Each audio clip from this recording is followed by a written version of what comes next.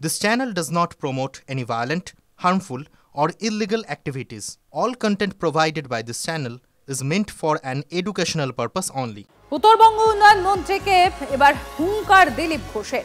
নিজের এলাকায় কুকুরবাগ, কোচবিহারের বাইরে ওকে কে চেনে? কলকাতায় জামা কাপড় খুলে ছেড়ে দিলে কি হবে? পাল্টা হুঁশিয়ারি দিলীপ ঘোষের। ठीक है, देखिए घर का कुत्ता शेर होता है, अपने घर में कुत्ता भी शेर होता है। तो কুচবিহারের বাইরে ওকে কে চেনে? উল্টো যদি হয়, জামা কাপড় খুলে ছেড়ে দিল, কলকাতাতে যদি হয় কি করতে পারবে? এরকম ভাবছেন তো? ক্ষমতা চিরদিন থাকে না, আর ক্ষমতার জোরে আস্ফালন করলে আর যারা ক্ষমতার দাস তাদের লোকে ভুলে যায়। বহু লোককে চোখ বোলান না একটু পশ্চিমবাংলায়, এরকম অনেক শের ছিল আগে, তারা কোথায় আছে? বেঁচে আছে, কিন্তু বেঁচে আছে কিনা কেউ জিজ্ঞেস করে না। বিজেপি কর্মীদের কি হুমকি দিয়েছিলেন উদয়ন গুহ, শোনাবো একবার।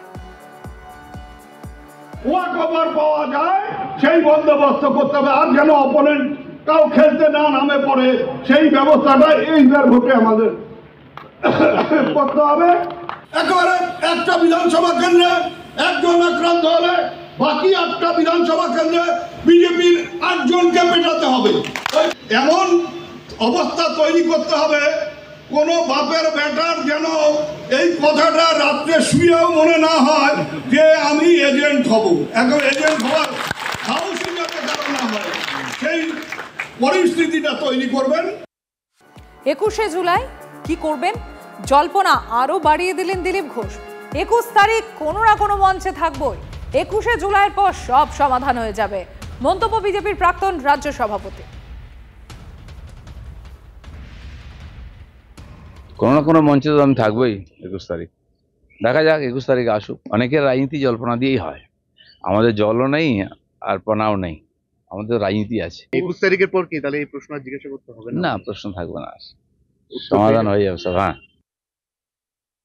দিলীপ ঘোষ ছিলেন, দিলীপ ঘোষ আছেন এবং দিলীপ ঘোষ থাকবেন। দিলীপ ঘোষের বিষয়ে যা সিদ্ধান্ত নেবার দল সিদ্ধান্ত নেবে।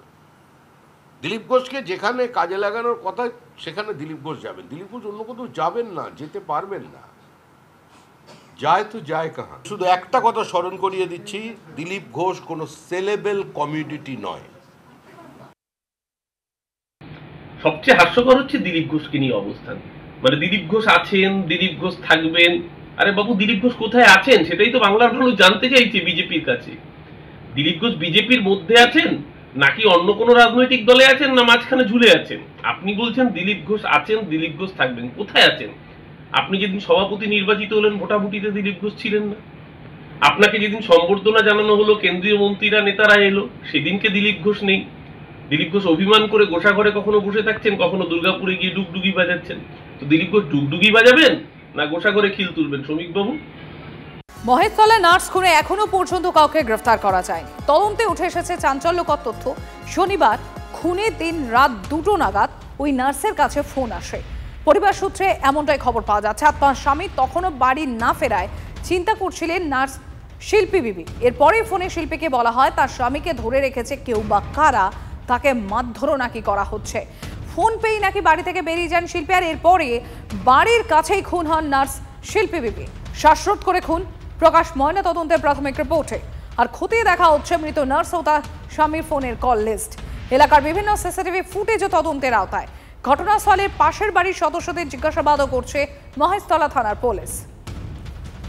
সৌভিক রয়েছেন আমাদের সঙ্গে। সৌভিক, এই জায়গাটা একটু জানতে চাইবো, এই যে কল লিস্ট এখনো খতিয়ে দেখা হচ্ছে, এই নার্স এবং তার হাজবেন্ডের আশেপাশে যারা প্রতিবেশী, যারা নেবারহুডে রয়েছেন তাদের সঙ্গেও কথা বলা হচ্ছে, কি বেরিয়ে আসছে? কোথা থেকে হঠাৎ করে এরকম একটা ঘটনা ঘটলো? কোনো ক্লু পুলিশের কাছে?